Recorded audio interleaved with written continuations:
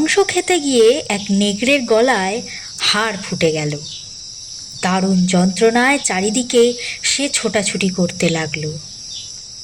ছুটতে ছুটতে সামনে যাকে দেখে তাকেই তার গলা থেকে হাড় বের করে দেওয়ার জন্য অনুরোধ করতে থাকে।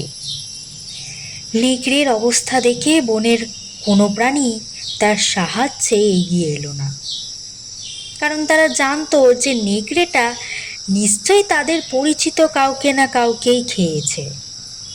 এবারেও তার গলার হাড়টা হয়তো তাদেরই কোনো আত্মীয় স্বজনের হবে। সুতরাং নেকড়েকে বাঁচালে তাদের লাভের চেয়ে ক্ষতিই বাড়বে, আর বাড়বে বিপদ।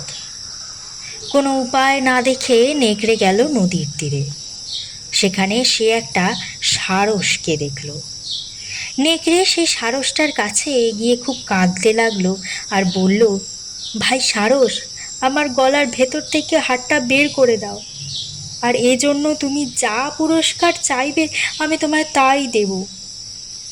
সারস দয়াপরবশ হয়ে এবং পুরস্কারের লোভে তার লম্বা ঠোঁট নেকড়ের গলায় ঢুকিয়ে দিল, এবং বহু কষ্টের পর হাড়টা যখন বের করে এনে সারস পুরস্কার চাইল, চারদিক কাঁপিয়ে ঝাঁপিয়ে নেকড়ে গর্জন করে বলল, তোর তো সাহস কম নয়, তুই আমার মুখের মধ্যে থেকে যে তোর মাথা বের করে আনতে পেরেছিস, এটাই তো তোর পুরস্কার।